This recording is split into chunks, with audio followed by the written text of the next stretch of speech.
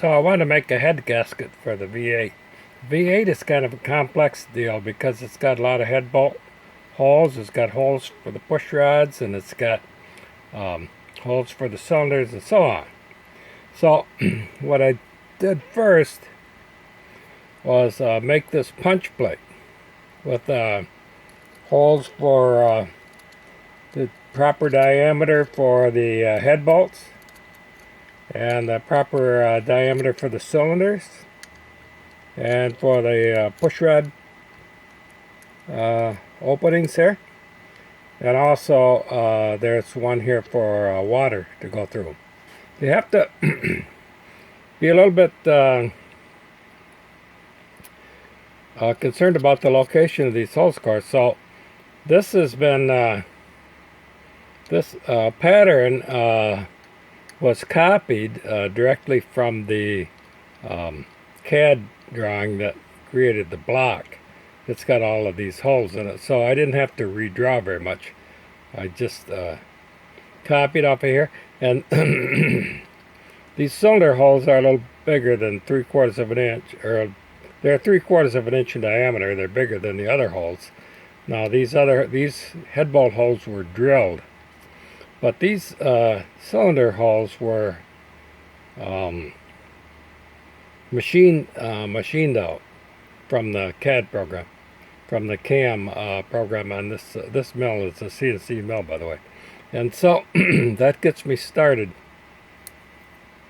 making the punch plate. Didn't take very long. Piece of steel, 3/8 of an inch thick, because that's what I had around. So next, you have to pick your punches. I use drills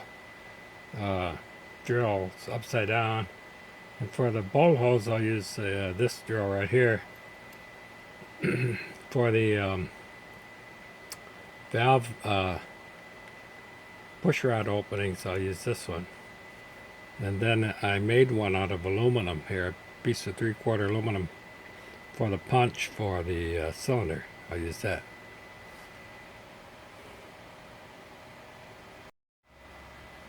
I've got the punch loaded here for the bolt holes, and I've got the gasket stock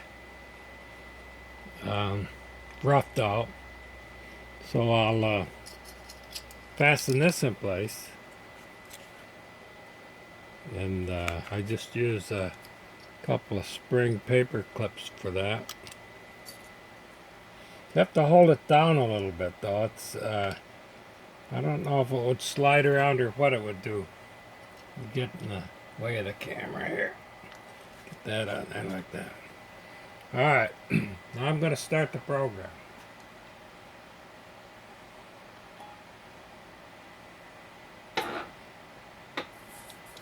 Now as soon as I get to the first position, I pause.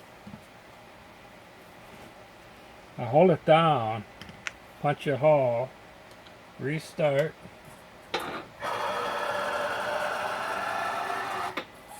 Pause. Restart.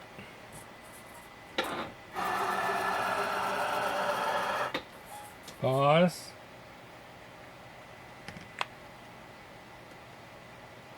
Alt R, restart. Pause.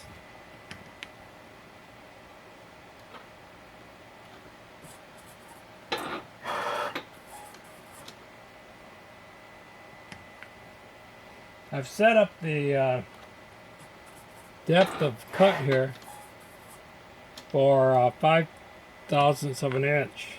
That gives me a little time to get the pause in, get the the pause in.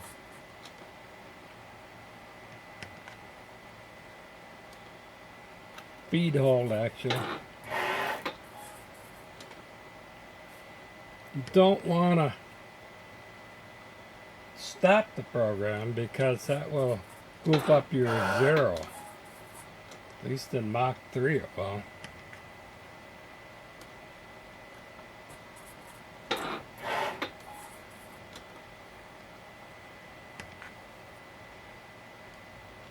Keep the pattern up. Punches pretty good. I've punched various materials this way. Had pretty good success.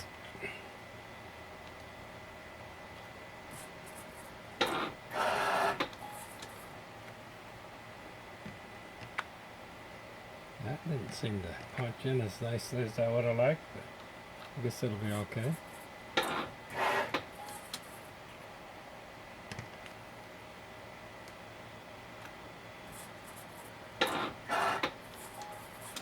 I think I'm getting close to being done here.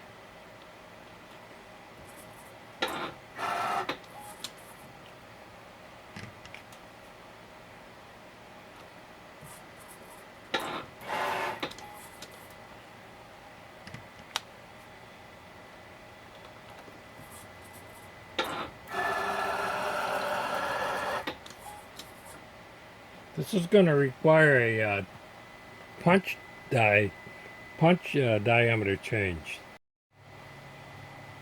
Okay, I've got the punch changed. This is a little bigger hole than before.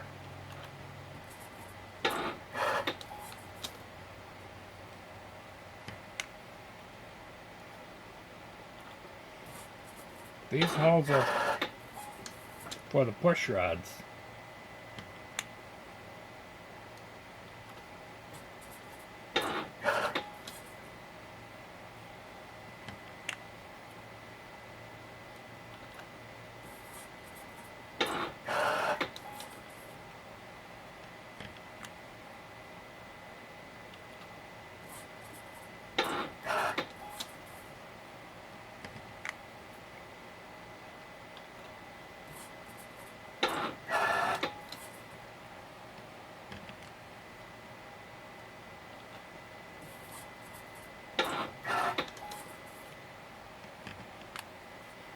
Then I've got one for a water passage. It's the same size.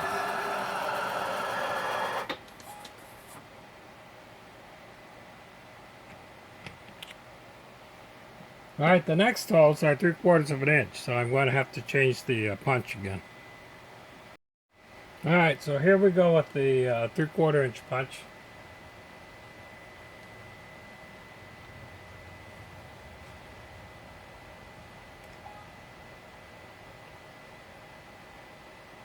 Takes me a while to get this thing going.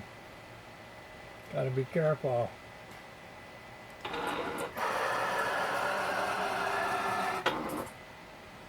Alright, I went back to the last hole.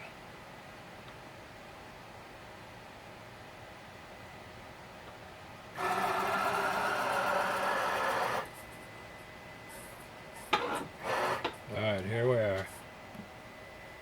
3/4 inch hole. Punch it in. I think I hit the camera. Hope I didn't jerk too much.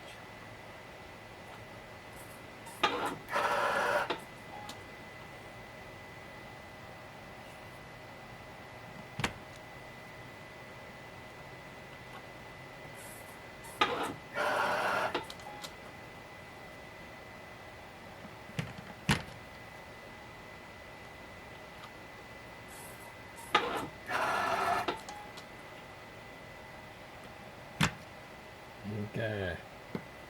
So now I've got the holes all punched. Now I'm going to draw the perimeter so I know where to cut the outside. You notice that I have a big pen mounted in the spindle, and I'm going to zero the Z, but of course X and Y remain the same. And I'm going to speed the program up a little bit, because when I wrote it I wasn't very careful about the feed rate. And for drawing with a pen I needed a little bit faster, so I did that. And here we'll start the program.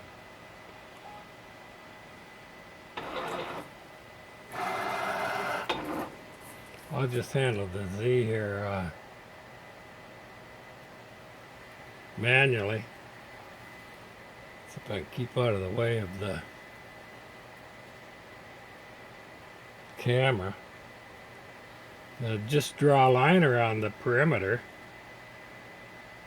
and then I could go a lot faster, but when I wrote the program I was a little bit careless about setting that, and so I just deal with it.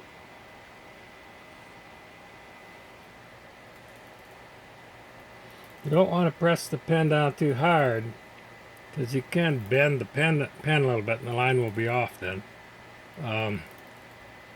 It's not particularly critical, so I suppose you could use some kind of a cutting cutter, but this seems to work out. Not very complicated shape.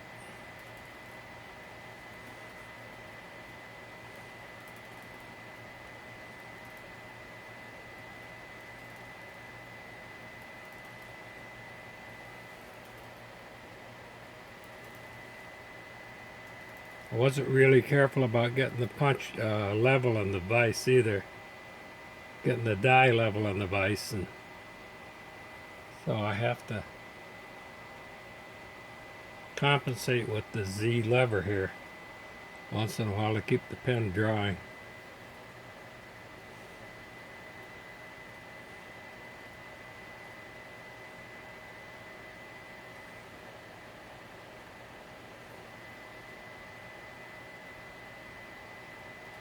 So we're moving along, pretty near done. Okay, that's done, and I'll use a razor blade and a straight edge to cut that out. I'll get this off here and show you what we have.